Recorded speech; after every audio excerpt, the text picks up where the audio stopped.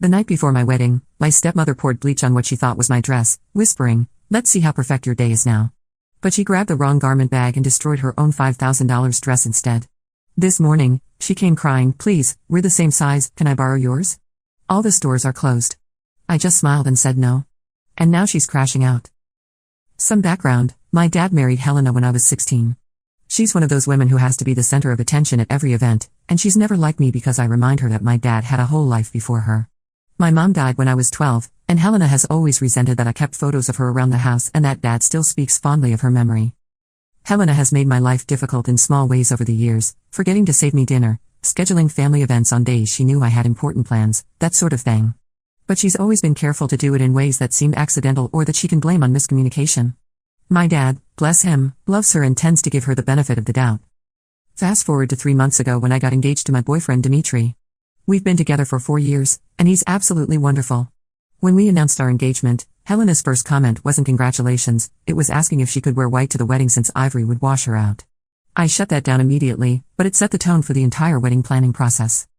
She inserted herself into everything. She had opinions about the venue: too small, the flowers, too simple, the menu, too ethnic. Apparently serving Greek food at a Greek wedding was limiting our options. She kept pushing for changes that would make the wedding more about what she wanted and less about what Dimitri and I actually liked. The worst part was how she kept trying to upstage me. When I found my dress, a beautiful, simple A-line gown that made me feel like a princess, she went out and bought something that cost twice as much. A $5,000 designer number that was honestly gorgeous but completely inappropriate for a wedding where she wasn't the bride. It was this stunning emerald green silk creation with beading and a train. When she showed it to me, she made sure to mention the price tag 3 times and how the boutique said it was definitely more sophisticated than what younger brides usually choose. I bit my tongue because I didn't want to cause drama before my wedding, but inside I was fuming. This woman was going to show up to my wedding looking like she was headed to the Met Gala, clearly trying to outshine me on my own day. The real problem started during the rehearsal dinner. Helena had been drinking, not heavily, but enough to make her bold. She kept making little comments about how some people don't know how to plan elegant events and how she hoped the wedding photos would turn out well despite the amateur choices we'd made. Then she started in on my dress. In front of everyone, she said, "I just hope Sophia's dress photographs well. Some fabrics can look so cheap in pictures, especially under those harsh church lights." My future mother-in-law, Katerina, looked ready to throw her wine at Helena, but I squeezed her hand under the table. I didn't want to make a scene. After dinner, most people went home, but the wedding party and immediate family came back to my dad's house for a nightcap. My dress was hanging in my old bedroom upstairs. I was staying there the night before the wedding for sentimental reasons, and it seemed easier than transporting it in the morning. Helena had brought her dress over too, since she was getting ready at the house with me and my bridesmaids. The garment bags were hanging side by side in my closet, mine in a white bag with bride embroidered on it, and hers in a plain black bag from the boutique. Around midnight, everyone started heading to bed. I was exhausted and more than ready for the night to be over. I hugged everyone goodbye, confirmed the timeline for the morning, and headed upstairs to get some sleep. I should mention that I'm a very light sleeper, and the old house creaks like crazy. So when I heard footsteps in the hallway around 2 a.m., I woke up immediately. At first I thought maybe someone was using the bathroom, but then I heard my bedroom door open very quietly. I lay there frozen, trying to figure out what was happening. Through my barely cracked eyelids, I could see a figure moving around my room. It was Helena. I could tell by her silhouette and the way she moved. She was being incredibly quiet, tiptoeing around like she was trying not to wake me. My heart was pounding, but I forced myself to stay completely still and breathe like I was asleep. I watched as she went to my closet and very carefully unzipped what she thought was my garment bag. What happened next still gives me chills. She pulled out a small bottle. I couldn't see exactly what it was in the dark, but she opened it and started pouring liquid all over the dress inside the bag. The smell hit me immediately: bleach. I wanted to scream, to jump up and stop her, but I was so shocked that I couldn't move. I just lay there watching this woman try to destroy my wedding dress the night before my wedding. She was muttering under her breath, and I caught fragments: "Perfect little princess. See how perfect. Not so special."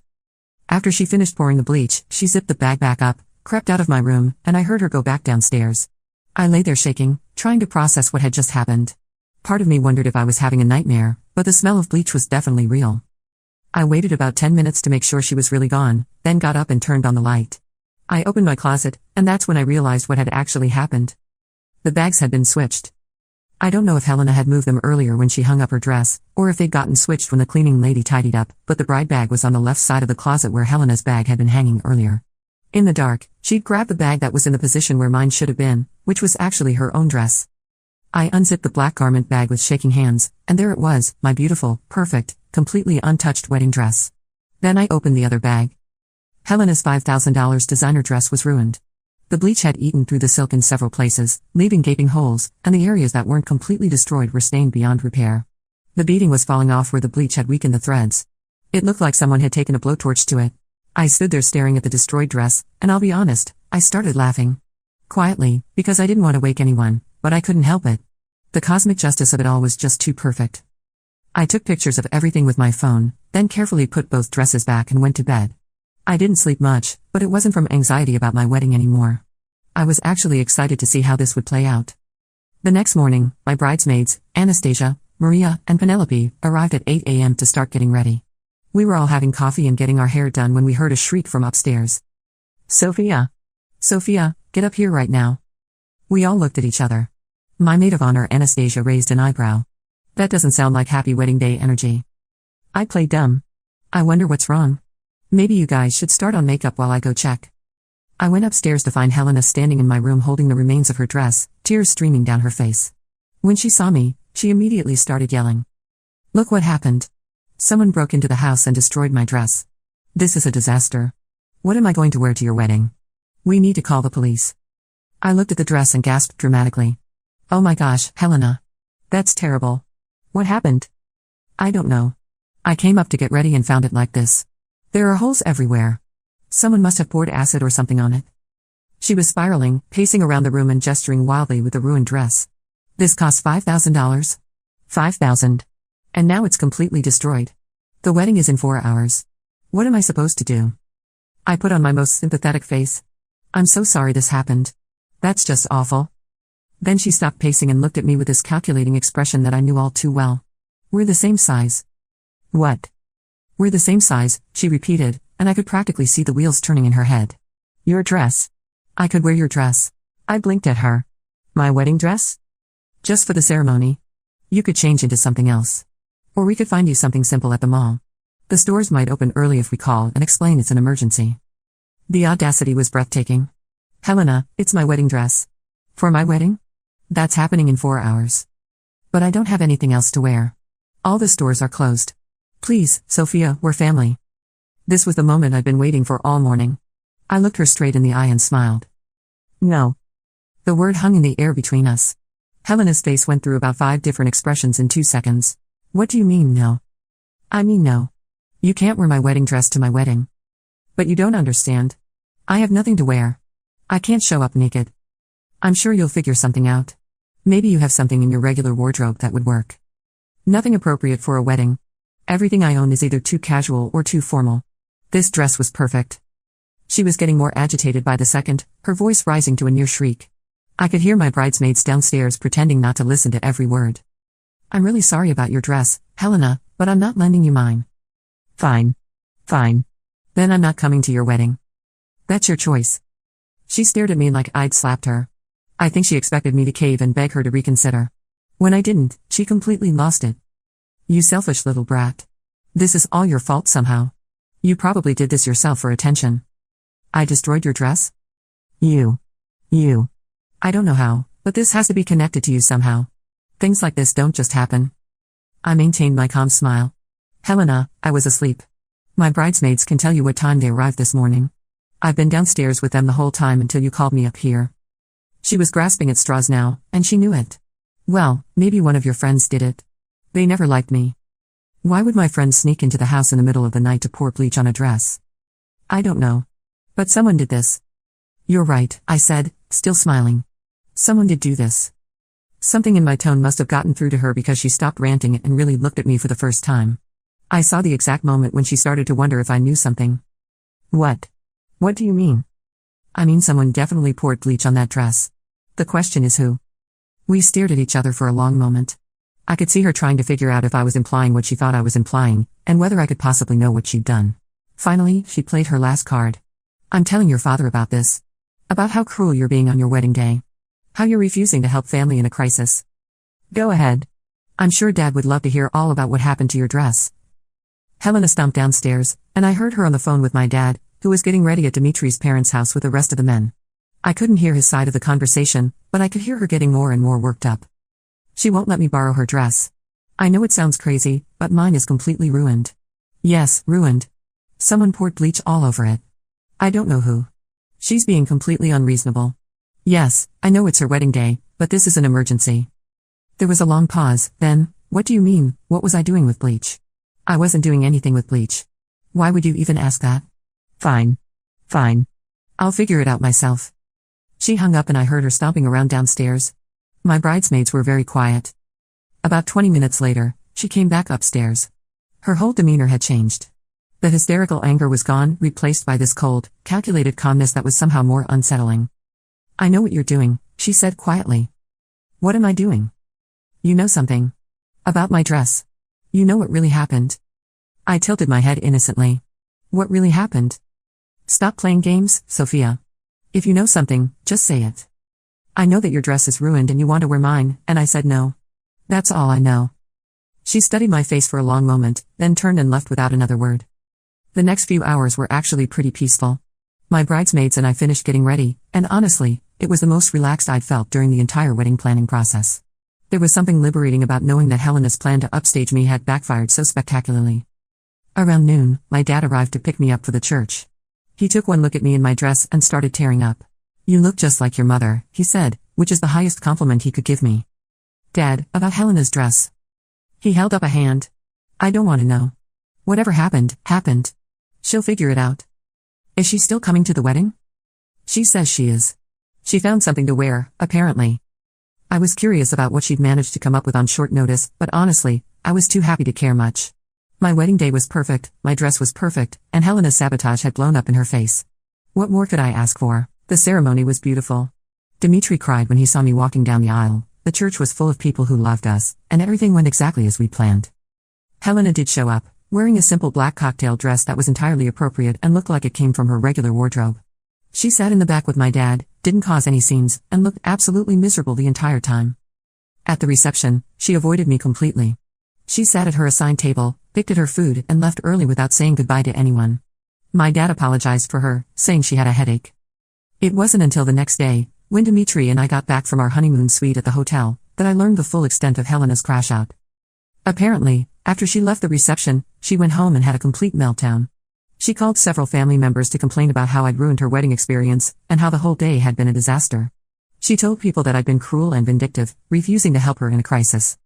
But here's where it gets really good. She also called her sister Theodora, who she's always tried to impress, and told her the whole story about her dress being mysteriously destroyed. She was looking for sympathy and support. Theodora, who is apparently much smarter than Helena gives her credit for, asked some very pointed questions. Like why Helena was hanging her dress in my room instead of the guest room where she was supposed to be staying. And why she happened to have bleach with her at my dad's house. And why the vandal would target her dress instead of mine. By the end of the conversation, Theodora had basically figured out what really happened. And instead of keeping it to herself, she shared her theory with several other family members. Within a day, the story had made its way through Helena's entire social circle. Everyone was talking about how Helena had tried to sabotage my wedding dress and ended up destroying her own expensive gown instead. The best part? Several people who knew Helena well said it made perfect sense. Apparently, she had a history of petty, vindictive behavior that most of the family just ignored because it was easier than confronting her. When my dad found out what people were saying, he was devastated. He confronted Helena, and she finally admitted what she'd done. According to him, she broke down crying and claimed she'd been drinking and wasn't thinking clearly, that she was just so jealous of how perfect everything was for me and she wanted to level the playing field. Dad was furious. Not just about what she tried to do to me, but about how she put him in the position of unknowingly defending her after she tried to sabotage his daughter's wedding. They're now in marriage counseling, and Helena has been told she needs to apologize to me and make amends. She sent me a text last week asking if we could meet for coffee to clear the air. I haven't responded yet. Part of me wants to hear what she has to say, and part of me thinks she's had enough natural consequences for her actions without me needing to engage further. But I have to admit, every time I think about her standing in my room at 2 a.m., carefully pouring bleach all over what she thought was my wedding dress, only to discover the next morning that she destroyed her own $5,000 gown instead. Well, let's just say I believe in justice now. The funny thing is, if she'd just been happy for me and worn something appropriate to my wedding, none of this would have happened. She created her own disaster by trying to create one for me. My dress, by the way, is safely preserved and hanging in my closet at home. Every time I see it, I'm reminded of the most perfect example of instant justice I've ever witnessed. And yes, Dmitri and I are extremely happy. Our marriage is off to a great start, and we're already planning our first anniversary celebration. Helena won't be invited to that either. Update, added 2 hours later. Oh my gosh, this blew up. Thank you for all the awards and comments. A few people asked for clarification on some details. Yes, I'm absolutely certain it was Helena. I saw her face clearly when she turned toward the light from the hallway, and I recognized her voice when she was muttering. No, I didn't confront her immediately because I was honestly in shock, and I wanted to see how it played out. Also, I knew that catching her in the act wouldn't necessarily prove anything since she could claim she was sleepwalking or make up some other excuse. Yes, my dad is disappointed in me for not telling him immediately, but he understands why I handled it the way I did. He's more upset with Helena for putting me in that position in the first place. Several people asked if I feel bad about not lending her my dress. The answer is absolutely not. Even if she hadn't tried to destroy it, expecting to wear the bride's dress to the bride's wedding is insane. The audacity was breathtaking. Someone asked what happened to Helena's ruined dress. As far as I know, she threw it away. $5,000 down the drain because she couldn't stand the thought of me having a perfect wedding day. Thanks again for reading and for all the support. It feels good to finally tell this story. Final update. Helena and I did meet for coffee last week. She apologized and admitted what she'd done, claiming she was in a dark place and jealous of my happiness. She offered to pay for my dress cleaning, it didn't need it, and asked if we could start over. I told her I appreciated the apology, but that trust, once broken, is very hard to rebuild. I said I was willing to be civil at family events, but that I wasn't interested in having a close relationship with someone who would try to sabotage my wedding. She didn't take it well and accused me of being unforgiving and holding grudges. I reminded her that she literally tried to destroy my wedding dress with bleach 12 hours before my wedding, and that the only reason it didn't work was because she grabbed the wrong bag. She left crying, and I haven't heard from her since. My dad says she's telling people I refuse to accept her sincere apology and that I'm keeping the family divided. But you know what? I'm okay with that. Some actions have permanent consequences, and trying to ruin someone's wedding day is one of them. I'm happy, my marriage is strong, and I don't need her drama in my life. Sometimes the best revenge really is just living well. Added 3 days later. You guys, I cannot believe what happened. I thought this story was over, but Helena apparently wasn't done making a fool of herself. So remember how I mentioned that Helena has been telling people I refuse to accept her sincere apology? Well, it turns out she's been doing a lot more than just complaining to family members. Yesterday, my cousin Nikos called me laughing so hard he could barely speak. Apparently, Helena has been posting on Facebook about the whole situation. Not the truth, obviously, but her own twisted version where she's the victim. According to her posts, here's what really happened. She was the victim of a vicious prank where someone, heavily implying it was me or my friends, broke into the house and destroyed her dress as a cruel joke. She then humbly asked if she could borrow something to wear, and I cruelly refused because I wanted to humiliate her at my own wedding. She painted herself as this long-suffering stepmother who has always tried to welcome me with open arms but has been met with coldness and hostility from day one. She claimed that my jealousy of her relationship with my father has made me vindictive and spiteful. The best part? She posted photos of the destroyed dress with a caption about how some people will go to any lengths to hurt innocent family members and asking for prayers during this difficult time. I was initially furious, but then Nikos sent me screenshots of the comments, and I started laughing instead. Apparently, Helena forgot that social media has a memory, and several people remembered her previous posts about the dress.